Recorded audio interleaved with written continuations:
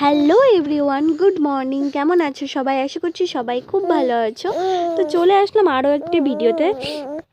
আর এই ভিডিওতে তোমাদেরকে অনেক অনেক ওয়েলকাম জানিয়ে আজকে ভিডিওটি স্টার্ট করলাম। তো দেখো, আমি সকাল সকাল রেডি হয়ে গেছি। এখন খাওয়া দাওয়া করে বেরোবো মানে আমরা বিহারে যাব, মানে আমরা যেখানে থাকি আর কি সেখানেই যাব। তো রেডি হয়ে গেছি।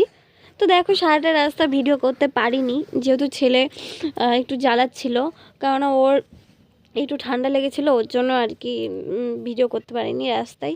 তো যাই হোক, আমি বাড়ি এসেই মানে খাওয়ার জন্য সব কিছু রেডি করছিলাম। কিছুই রান্না করব না, সিম্পল ডাল আর একটা বেগুন ভাজা করেছি আর ভাত, আর কিছুই করব না। কেননা এসে না, কোথাও থেকে এসে রান্না করতে আমার তো একদমই ইচ্ছা করে না, একদমই ভালো লাগে না। তো তারপরে তো আবার ছেলে আছে, তার খাওয়ার জন্য সব কিছু গোছাতে হবে, রাতে রুটি করতে হবে, মানে এই আর কি ঝামেলা আছে। তো তার জন্য ভাবলাম থাক, সিম্পলভাবেই ডাল ভাত আর বেগুন ভাজা হয়ে যাবে, ওটাই খাওয়া আরামসে হয়ে যাবে ঠান্ডার মধ্যে। আর এখন বেশি কিছু রান্না করতেও ইচ্ছা করছে না, আর এখন মাছ পাবও না, শুধু শুধু ওর জন্য ভাবলাম কি ডালটাই ঠিক আছে।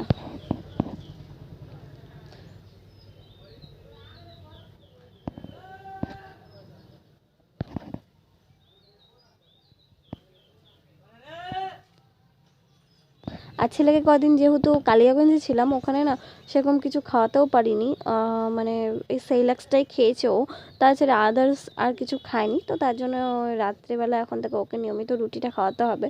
তো দেখো, আমি এখানে ছেলের খাবার বানাতে চলে এসেছি, ছেলেকে এখন খাওয়াবো।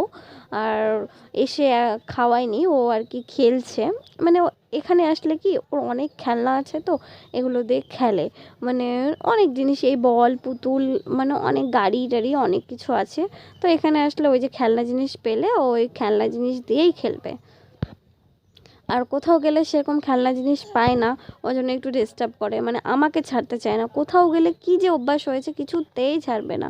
ওর মা আর বাবা, যাই হোক আমার একটু অসুবিধাই হয়। আর ওর বাবা যদি না যায়, কারো কোলে যেতে চায় না, আমার একটু খুবই অসুবিধা হয়। তো জানি না কতদিন এই অভ্যাসটা থাকবে। এখন অবশ্য ও বোঝা শিখছে, ছোট তো, আর কদিন পর ঠিক হয়ে যাবে, বড় হবে তারপরে। দেখো, এখানে কিন্তু আমি জ্যাকেট পরে আর কি দুধটা বানাচ্ছি, কেননা ভীষণ ঠান্ডা লাগছিল এসে। আর এখানে মনে হচ্ছে বেশি ঠান্ডা, এখান থেকে ওখানে গেলে মনে হয় ঠান্ডাটা একটু কম, এখানে একটু বেশিই ঠান্ডা। আর তো দেখো, এখানে আমি ডালের জন্য আর কি সবজি কেটে নিয়েছি, ফুলকপি, গাজর, সিম, তারপরে আর কি দিয়েছি, না আর কিছু দিইনি। তো দেখো, এখানে আমার ডালটা আর কি সেদ্ধ হচ্ছে, আর এখানে আমি সোমবারে দিয়ে দেবো ডালটাকে। আর আমার না রাতে রান্না করতে একদমই ইচ্ছা করে না, যেহেতু এসছি বিকেলবেলার দিকে, তো রান্না তো করতেই হবে।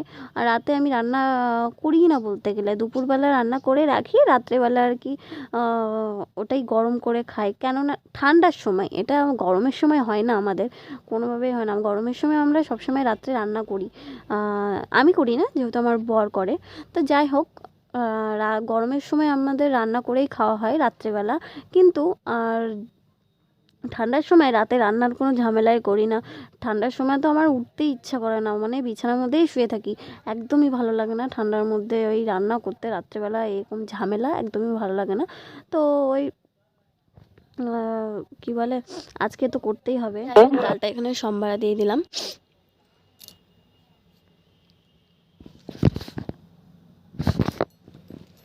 আর এত ঠান্ডা পড়েছে না, বলার মতো না। কি জানি, এবার মনে হচ্ছে বেশি ঠান্ডা পড়েছে, আগের বারের থেকে অনেকটা ঠান্ডা পড়েছে।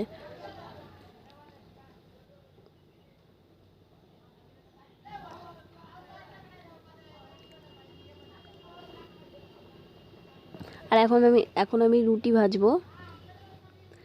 আমি না রুটি ভাজতে একদমই পারি না, রুটি ভাজতে ভালোই লাগে না।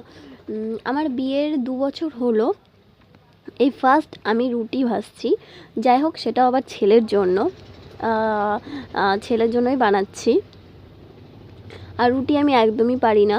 আর আমি অবশ্য ভাজবো না রুটিটা ভাজবে আমার হাজব্যান্ড। আমি আর কি এরকম একটু ছেনে দিচ্ছি, আমার হাজব্যান্ডই ভাজবে। তো দেখো, এদিকে